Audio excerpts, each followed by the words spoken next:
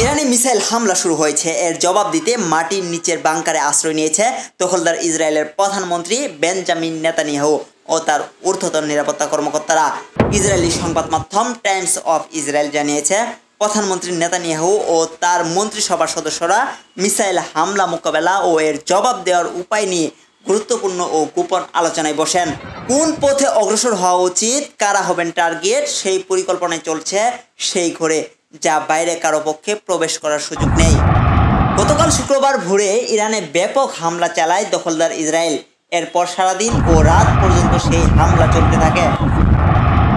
সন্ধ্যা ঘনালে ইরানও পাল্টা আক্রমণ শুরু করে, ছোড়া হয় অনেকগুলো মিসাইল। ইরানি কর্মকর্তারা বলছেন, তারা অপারেশন টুর প্রমিস 3 শুরু করেছে, যার টার্গেট ছিল ইসরায়েলের সামরিক স্থাপনা ও গুরুত্বপূর্ণ অবকাঠামো।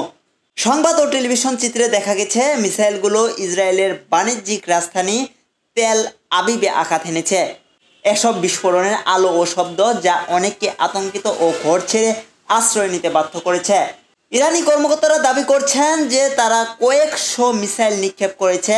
মিসাইলগুলোর আঘাতে অন্তত 21 জন আহত হয়েছেন, যাদের মধ্যে 2 জনের অবস্থা আশঙ্কাজনক। বিশ্লেষকরা বলছেন, মধ্যপ্রাচ্যে আবার অস্থিরতা ঘনাচ্ছে।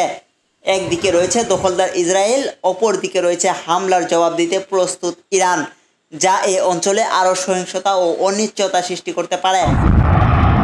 বিশ্লেষকরা আশঙ্কা প্রকাশ করেছেন যে যদি এ হামলা ও পাল্টা হামলা চলতে থাকে, তাহলে এর পরিণতি আরও মারাত্মক হতে পারে, যা সম্পূর্ণ অঞ্চলকে অস্থির ও অরক্ষিত করে দিতে পারে।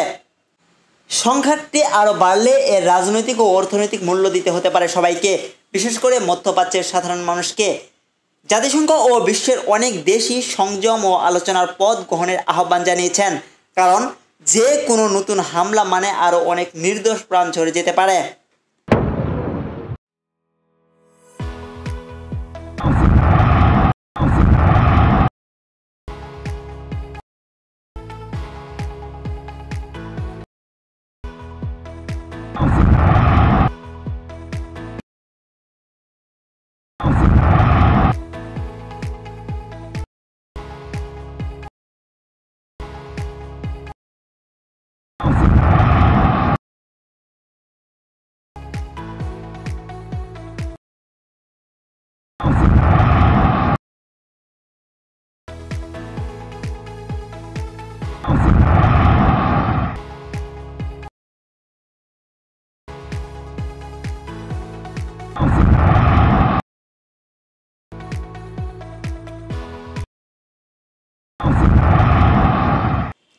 জাবির আহমেদ জিহাদ, স্বদেশ বাংলা, ঢাকা।